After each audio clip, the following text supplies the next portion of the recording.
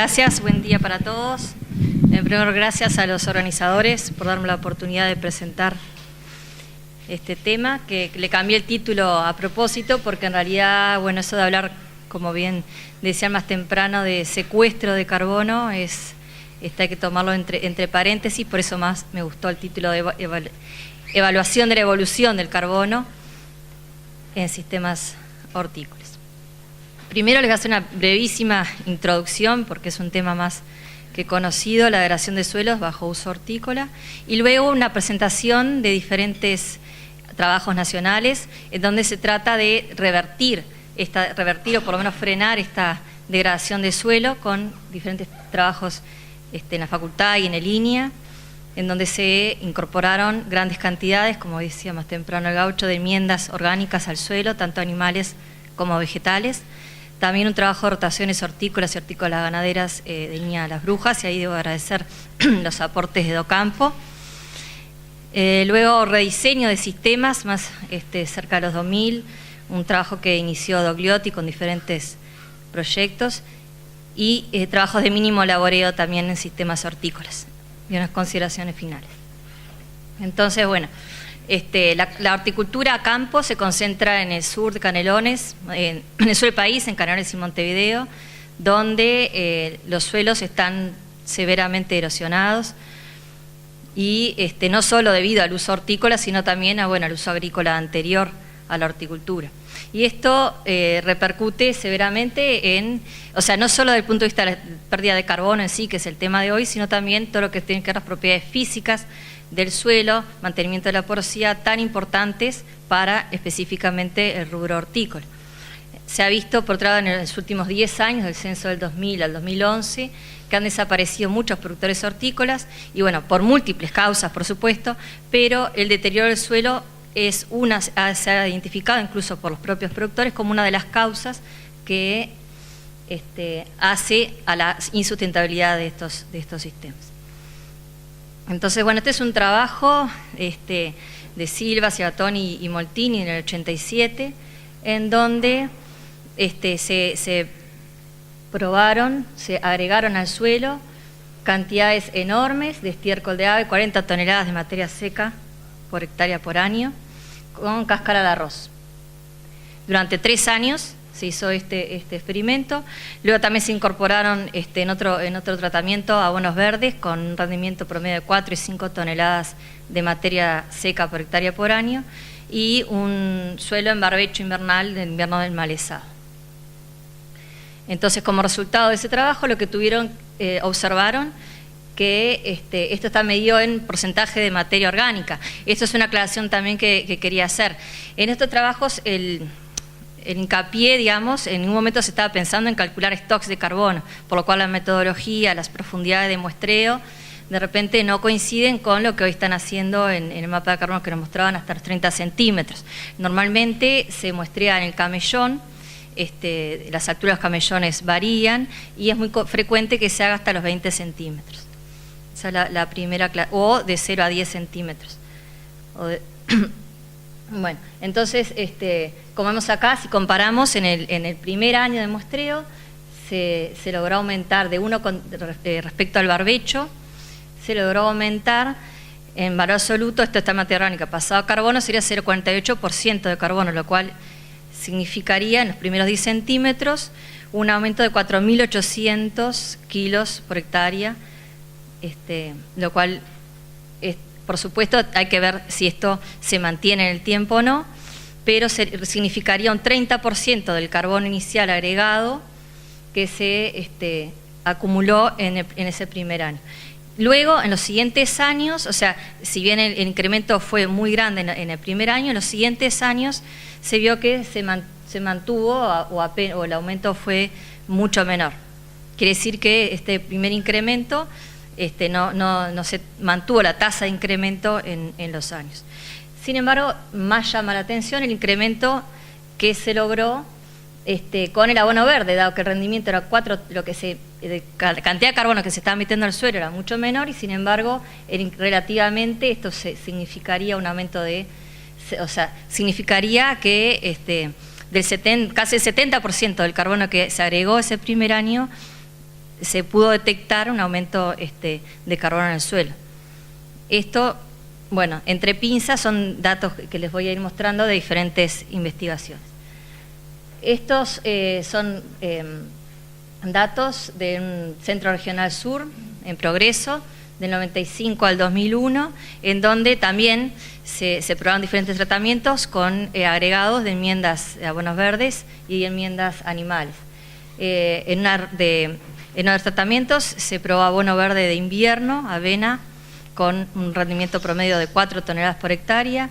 En otro, un abono verde de verano, con 20 toneladas de materia seca por hectárea.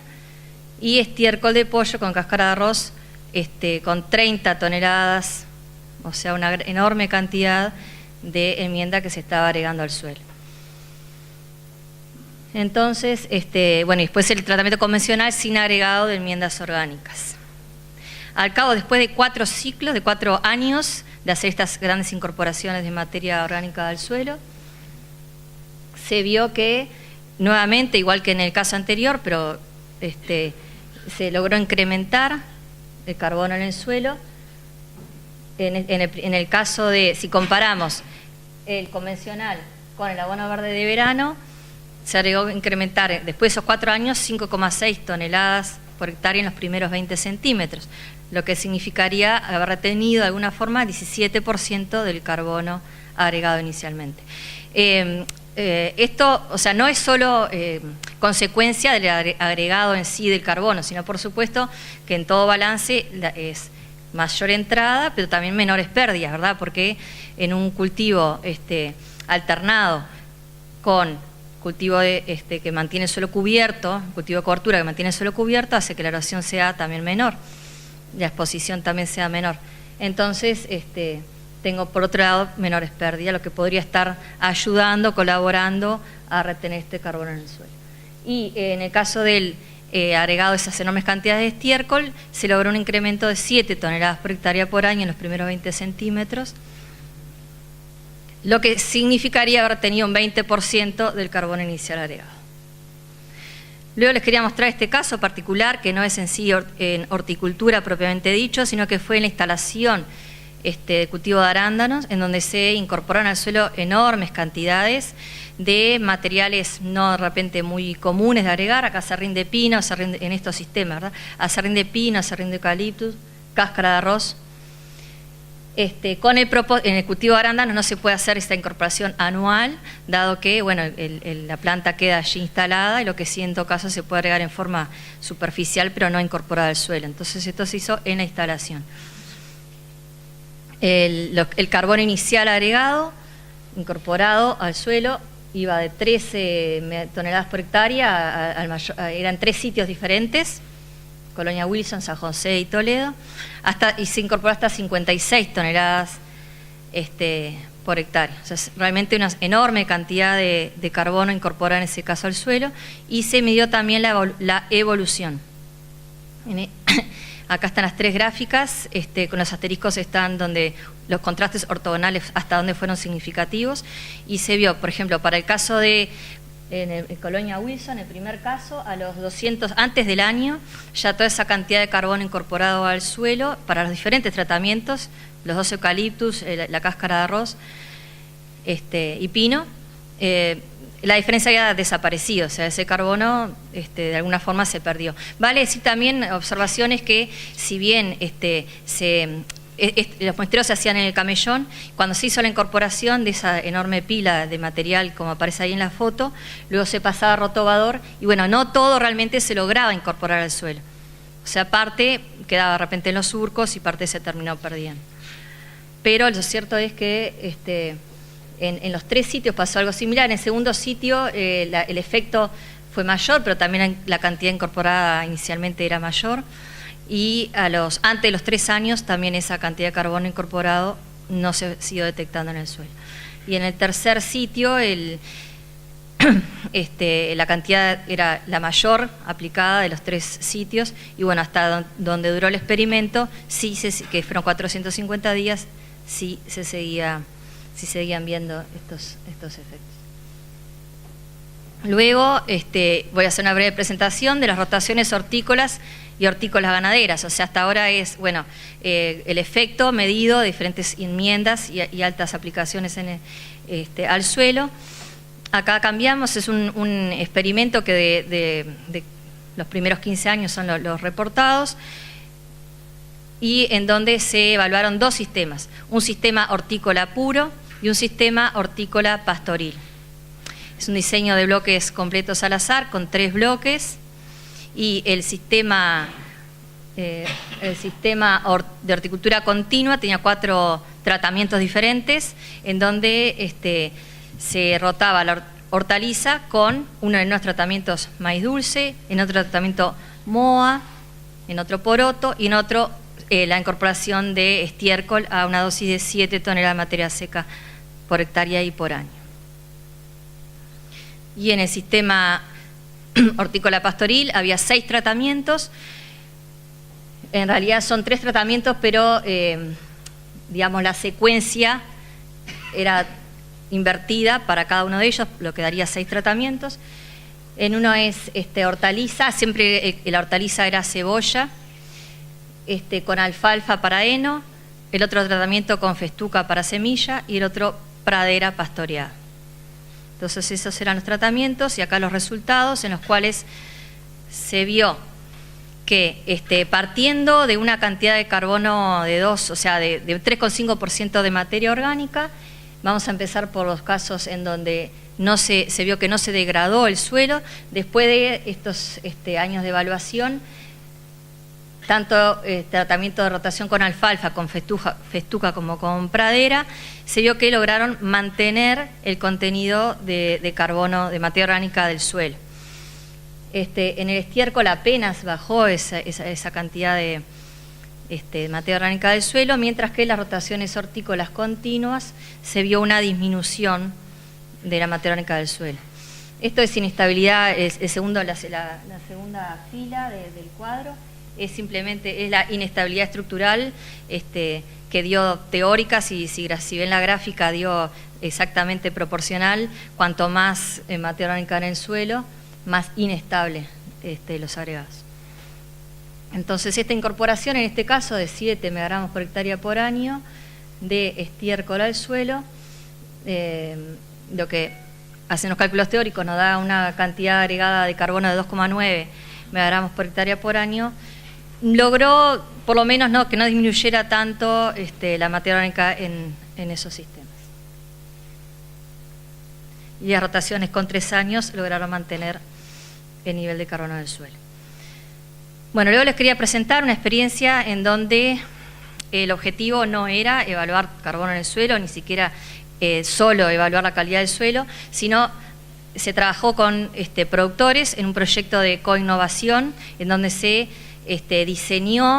rediseñaron los sistemas hortícolas con los productores, pero tenían objetivos específicos respecto al suelo. Era, por un lado, caracterizar el estado inicial de recursos del suelo, luego rediseñar junto con los productores estrategias de manejo a nivel predial de todo el sistema y evaluar el impacto de todas esas medidas también en la calidad del suelo. Entonces, para eso se trabajó con 16 productores que estaban ubicados en Canelones y Montevideo, sobre diferentes suelos, si bien son todos molisoles, pero muy degradados. Ahora lo vamos a ver. Y en cada uno de los predios se monitoreó el contenido, se monitoreó la calidad del suelo en 4 parcelas hortícolas, y en forma pareada se hacían muestreos con sitios que se llamaban sitios de referencia, en donde por lo menos hacía varios años que no se producía nada, como por ejemplo debajo de alambrados. Entonces, como resultado de ese trabajo, en primer lugar, decirles que como no eran ensayo clásico, ¿no?, con repeticiones y tratamientos, para poder evaluarlo de alguna forma estadísticamente, se hizo con modelos mixtos, pero primero se caracterizaron los suelos en todos los predios y se dividieron en 3 grandes grupos, ¿no? Unos que eran vertisoles, brunosoles típicos y brunosoles lúbicos. Entonces, en naranja, esta barra de naranjas es el contenido de carbono inicial de los primeros 20 centímetros del suelo, de los sitios de referencia, estos que yo decía, debajo de los alambrados. Estos son los promedios, por supuesto que hay una variación entre predios. Luego, en los cuadros hortícolas, se vio que en los 3 tipos de suelo había una disminución de, en promedio, 36% del carbono del suelo. O sea, comparamos sitio de referencia, que ya de por sí están degradados respecto a la situación original, reportada de repente por trabajos de Durán, con respecto a los cuadros hortícolas. Y este trabajo de rediseño de los 16 predios no comenzó parejo en el mismo año para todos, sino que por lo menos tenían entre 3 a 5 años de rediseño, de haber implementado las prácticas de rediseño. Bien, entonces vamos a hacer un poquito. En el caso de los vertisoles, si hubiese una tendencia a incrementar después de esos 5 años de rediseño, fue muy menor, pero en los brunosoles, tanto típicos como más diferenciados, sí se vio un efecto positivo. Bueno, rediseño implicaba no solo, decía, rediseños de todo el sistema, implicaba acortar cuadros, cambiar pendientes, hacer rotaciones diferentes, sacar, quitar cultivos, hacer praderas si el área lo justificaba. O sea, un set de medidas realmente bien considerando todo el predio y no solo el agregado de enmiendas, pero también se agregaban cultivos de cobertura y también cama de pollo con todas las problemáticas que puede traer, pero sin duda estuvimos incorporando carbono en el suelo. Esos son los valores que se lograron detectar. Entonces, después de esos 3 o 5 años de agregados continuos, anuales, de aplicar todas esas prácticas de manejo, de conservación, de rotaciones, de cambiar cuadros, pendientes, mantener el suelo cubierto y agregado de enmiendas, abonos verdes, se puede resumir que, bueno, se logró aumentar 3,4 megagramos por hectárea en los brunosoles después de ese rediseño, incluyendo cantidades anuales en promedio de 2,4. Esto es un resumen promedio de todos los predios, 2,4 megagramos de carbono por hectárea. Pero por supuesto que implicaba este estudio muchos productores, muchos cuadros hortícolas. En algunos de ellos, en la mayoría, se vio un cambio favorable, pero en varios de ellos también se vieron, aún después de ese rediseño, pérdidas en el contenido de carbono del suelo. Particularmente se ve que después, en los predios con más contenido de carbono, a partir de 2% de carbono en el suelo, no se vio en ninguno de los cuadros un efecto de acumulación. Las últimas prácticas de manejo para mejorar la degradación de los suelos en sistemas hortícolas que les quería mostrar es el uso de mínimo laboreo. No se puede hacer, es muy difícil en nuestros molisoles pesados para este tipo de cultivos hacer 0 laboreo, pero sí nos aproximamos laboreando menos cantidad de veces al año el suelo. Y esto comenzó en INIA con un trabajo de Arbolella Gilsans con gente de Carolina, de la Universidad de Carolina, y después se instaló ese experimento en Las Brujas y se siguió evaluando. Los cultivos de cobertura que se realizan se planifican en función de tratar de rotar cultivos de verano, cultivos de invierno, para sobre todo manejo de malezas, pero también los cultivos comerciales se trata de elegir que sean bajos en demanda de mano de obra. Y se prioriza la producción de una alta cantidad de cultivo de cobertura para incorporar justamente tener mucha más cantidad de cobertura e incorporar más carbono al sistema. Por lo cual a veces hacen cortes para que sea más fácil de manejar esa gran cantidad de biomasa. Estamos hablando de que se incorpora, o se queda en el sistema en promedio en los tratamientos de mínimo laboreo 4,5 megagramos por hectárea por año. ¿Y cómo repercutió esto en el suelo? Bueno, se vio en realidad que si bien hay siempre una tendencia de que el mínimo laboreo tuvo mayor contenido de carbono en el suelo, estos datos son aportados por Arbolella y Gilsans, están luego en la bibliografía también, no hay diferencias realmente significativas. Y esto es el experimento de mínimo laboreo también en el CRS, en el Centro Regional Sur, en donde durante 4 años, o sea, durante 3 años, 4 cultivos comerciales, se fue intercalando cultivo de cobertura, en este caso avena negra, con unas altas producciones cuando el ciclo era más largo y menor producción cuando el ciclo fue más corto. También junto a la hora de instalar el cultivo de cobertura, se incorporó al suelo 7 toneladas de materia seca de cama de pollo. Y uno de los tratamientos, ese cultivo de cobertura se incorporó al suelo, y en otros tratamientos se quemaba con glifosato y se dejó en cobertura, justamente que es sobre donde se hace la siembra o el trasplante del cultivo según el caso, por eso es mínimo laboreo. Y como resultado entonces en este caso de la incorporación conjunta de cama de pollo más la materia seca que venía de la avena, sí se vio también que esto, para ponerlo como en cuentas de almacenero de cuánto se incorporó al suelo y cuánto en definitiva quedó, vimos que se incorporaba al suelo 2,5 megagramos por hectárea de carbono, viniendo de la cama de pollo anual, y 2,9 con el cultivo de cobertura.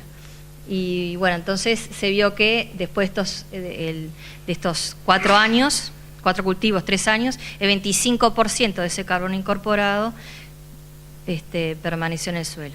Entonces, como consideraciones finales, las rotaciones hortícolas, más las incorporaciones anuales, todos los años, de enmiendas animales y vegetales por encima de 7 gramos por hectárea, podrían permitir aumentar el contenido de carbono en el suelo, esto en el contexto de un sistema en donde se planifican rotaciones, se tratan de evitar pérdidas, se ajustan pendientes, o sea que es un set de medidas para las cuales a nivel comercial, para que se lleven a cabo y se apliquen a nivel comercial, es imprescindible planificar el uso de la tierra. Por eso tan importante el trabajo de coinnovación con los productores, en donde ellos mismos son partícipes del rediseño y se comprometen a seguir ese rediseño y seguir las prácticas que se considera que son mejores para cada caso.